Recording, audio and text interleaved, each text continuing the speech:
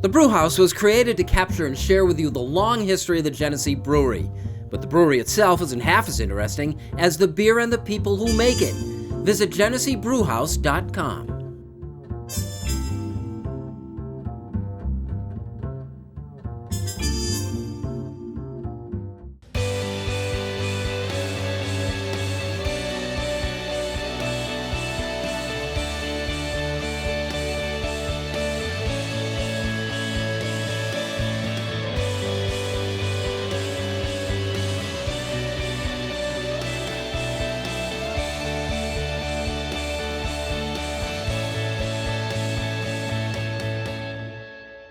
Hello, everyone, and welcome to the Genesee Brew House. This is the Rochester Press Box presented by Genesee Brew House. Good to have Kevin Oklobzija back. Talk a little football this week, Kevin. Absolutely. How's everything going? Great. Rochester Business Super Journal. Bowl week. How could it not be? Yeah, and it comes at a good time, I think, too. Pat, what do you got? Well, in honor of Super Bowl week, not only Buffalo Bills legend, but Kansas City Chiefs legend, quarterback Todd Collins. The guy who was going to be the guy. Well, he was the guy who was behind the guy in Kansas City. I think he played for like 8 or 9 years as the backup in Kansas City and won some big games for them towards the end. He was supposed to be, what, the next Jim Kelly, Well, right? Drafted to be. Second, third round pick out of Did it whatever. have anything to do with the Music City Miracle? No, he wasn't on the team then. So let's talk Super Bowl. It's good that it comes up. The first thing that strikes me is that, you know, being a patriotless game, there seems to be a lot more interest in it because there's not that hate factor. Got the same old, oh, why are we watching this? Why is he there again?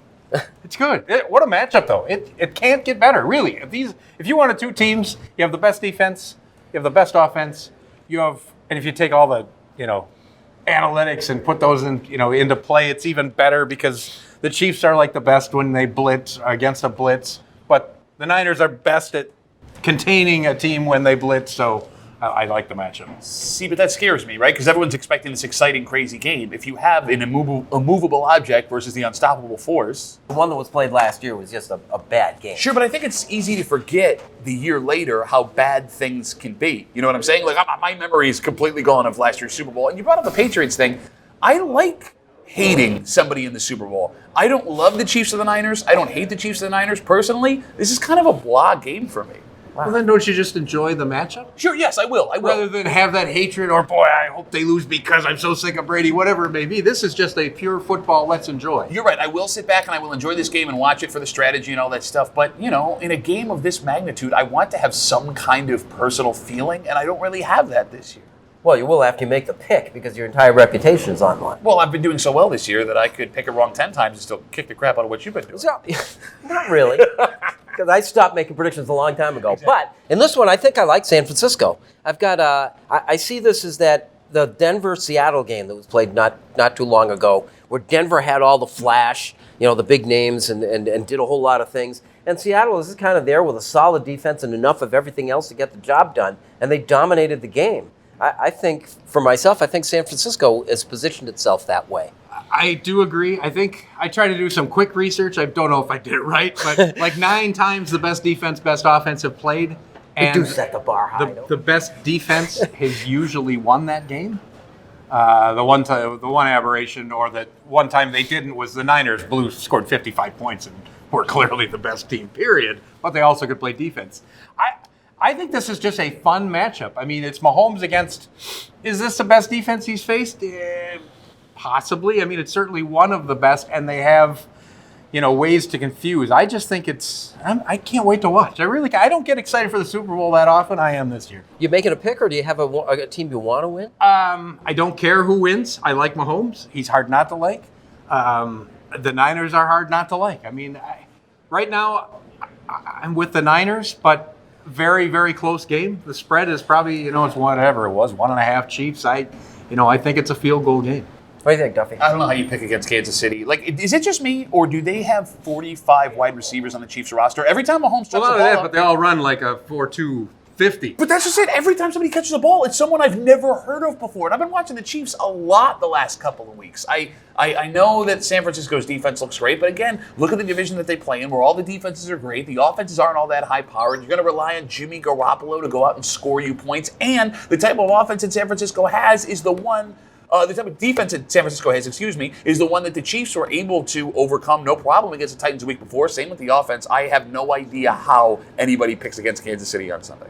I think it's because the one nick on Mahomes is that he plays a little bit out of control, and I think against a defense this good, that there's a big mistake in him waiting to happen. Things that he gets away with most of the time. The biggest jaw-dropping game for the Niners defense this year was against the Baltimore Ravens, whose offense has also been said is kind of out of control when the quarterback gets the hand. I mean, those defensive linemen were going everywhere. They couldn't catch Lamar Jackson for anything. I'm not saying that Mahomes has that same kind of skill set, but it's not dissimilar.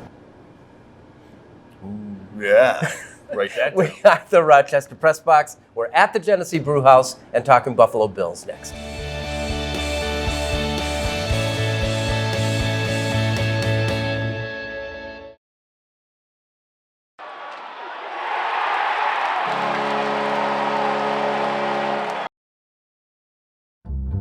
The Press Box is brought to you in part by Bay & Goodman Pizza, a local Rochester favorite. Corner of North Winton and Browncroft, Bay & Goodman Pizza.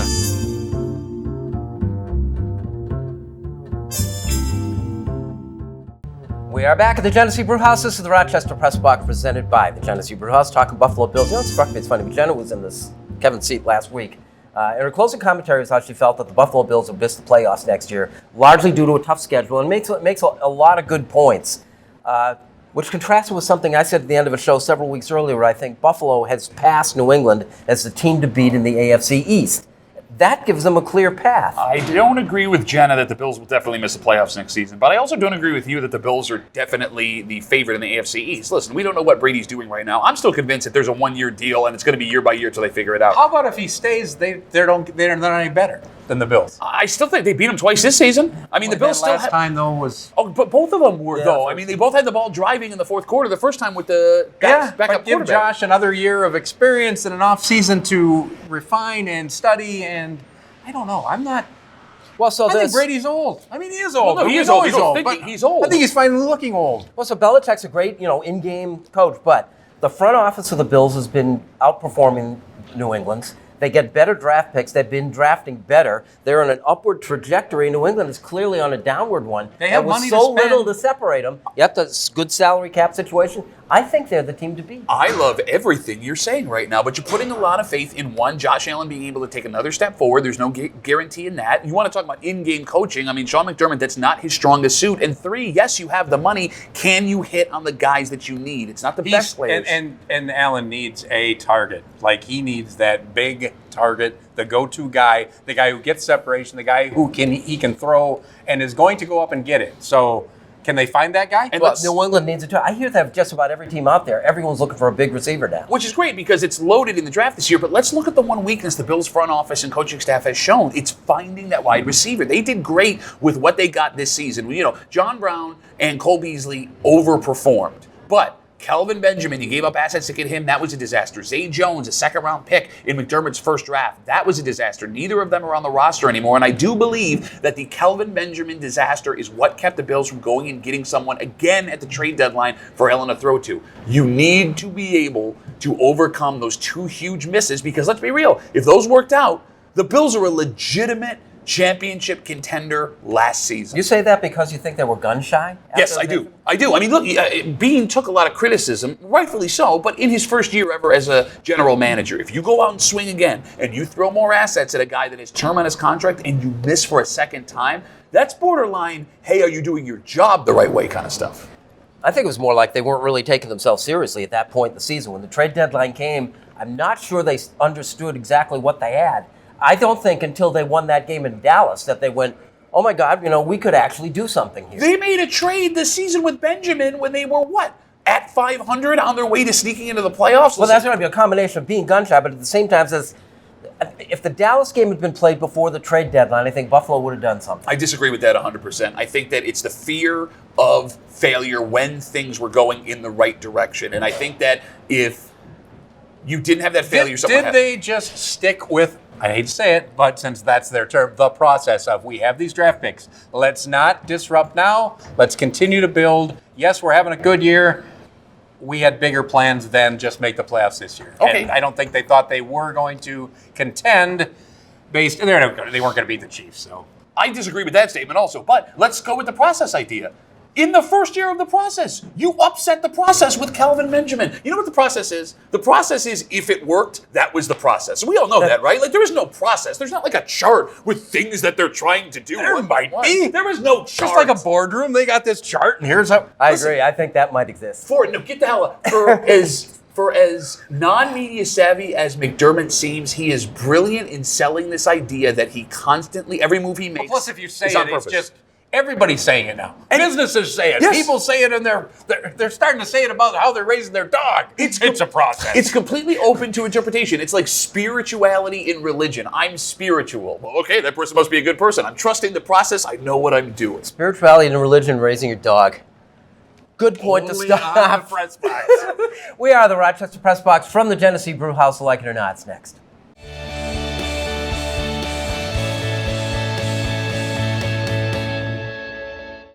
Here's the Press Box trivia question, brought to you by Market View Liquor, where exceptional customer service meets an extensive selection. Jefferson Road at 390.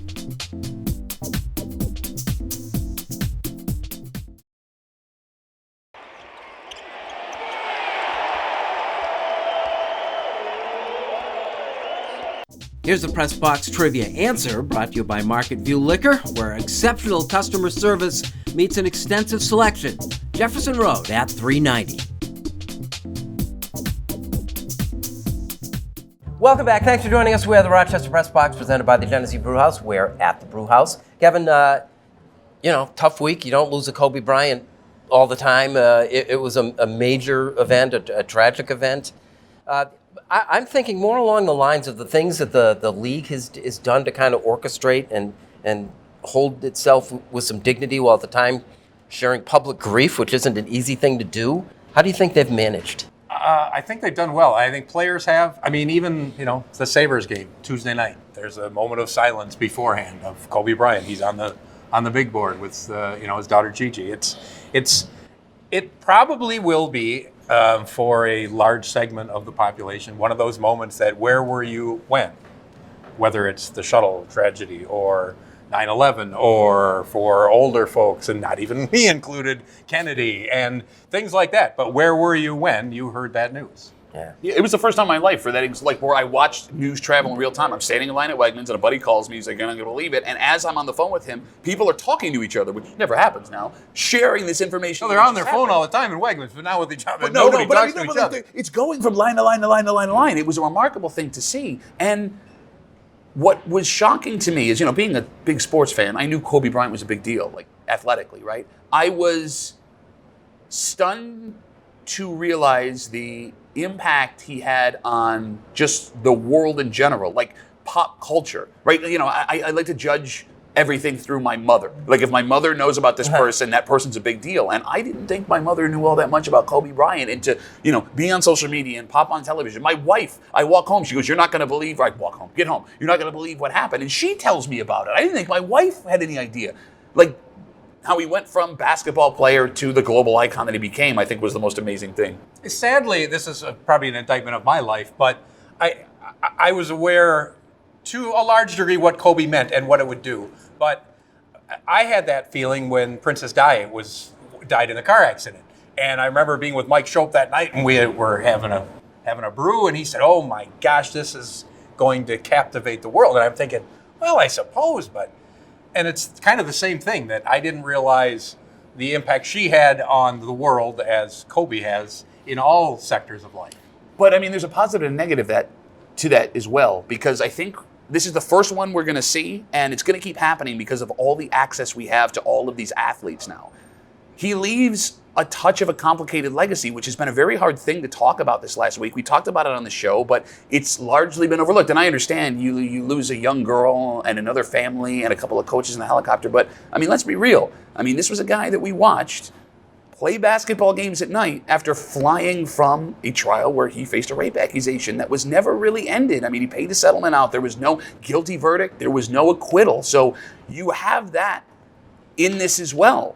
And is it possible that Kobe Bryant, it seems, now that it's over, he's been given the benefit of the doubt that he matured and grew, became the man that he is today?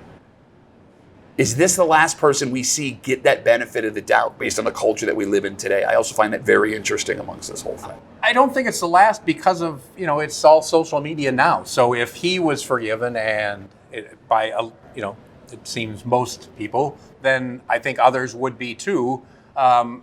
It has a lot to do with how he is carried on after that. Well, I mean, he wins 2 championships. It's easy. And not just that. I mean, his life. Yes, but I'm saying starting with that and things moving forward. But you think about folks that have, other folks, Ben Roethlisberger, for example, has 2 accusations in his past that also included payments to women, right? If something were like that were to happen to Ben Roethlisberger tomorrow, does he get the same benefit of the doubt moving forward, or does that come up quicker? And it was such a touchy subject that a woman who works for the Washington Post, who simply linked an article, a factual article about the trial, was suspended from her job the day of the crash. It's been a very bizarre thing to see. We are the Rochester Press Box from the Genesee Brew House, Unfinished Business.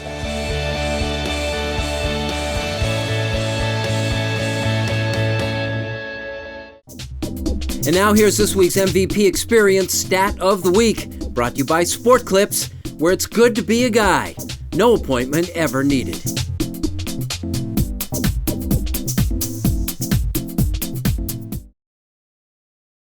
And now to Eichel. He floated one. When Girl Scout ingenuity meets Dunkin' Coffee, you get a cup of can-do. Girl Scout cookie-inspired flavors are at Dunkin'. Try Thin Mints and Coconut Caramel today. And get a medium latte or cappuccino for $2 from 2 to 6 p.m. America runs on Dunkin'. Welcome back. Thanks for joining us. We're the Rochester Press Box from the Genesee Brew House. Unfinished Business brought to you by Dunkin'. America runs on Dunkin'. Pat. Super Bowl. The NFL is worth $9 billion. I told you a second ago, they're going to make $175,000 a second on television advertising. I shared this story with you along with another one locally. A couple from Fairport 2 years ago applied to be volunteers for the Super Bowl week in Miami. And wouldn't you know it, they got the call that they're allowed to go down to Miami and volunteer to work the Super Bowl. They're not in the game. They don't believe. In fact, they could just be given a job working with the NFL experience or handling other things the NFL needs them to do. You heard what I said. $9 billion. And somehow people from across the country, it looks like, are paying their own way to go down and volunteer for one of the richest corporations in America. And by the way, it's not unique to the NFL. If you're a golf fan, you know every time the PGA or the Senior PGA or the LPGA come to town, the same kind of thing happens. In fact, we talked to a guy in the break room on CMF earlier this week who claimed he paid $200 to buy his outfit so he could volunteer. How? I get that folks like being around the glitz and the glamour, and even maybe for the golf tournaments here, it's great because you're getting to see celebrities. But if you're going to tell me I got to pay for my own flight to go to Miami, to put on an NFL t-shirt and work a bounce house at the NFL experience, and you're not paying me anything, what are you, out of your mind? I don't know. Right? Thousands of people pay to go to Miami every winter. What are you doing? So you know how it is. You're aggravated. You're worried about some game. They lost. They played poorly. And somebody says, your wife, your daughter, your coworker, your boss, somebody on the street, that's just a game. It's just a game. Don't worry about it. It's just sports. They got a point. I mean, does it really matter that the Amerks lost last night, or that the Bills lost to Miami or New England, or that the Lakers didn't beat somebody? No, it doesn't. The world goes on. Everything continues. It's just sports. It's just sports. Kobe Bryant. It's not just sports.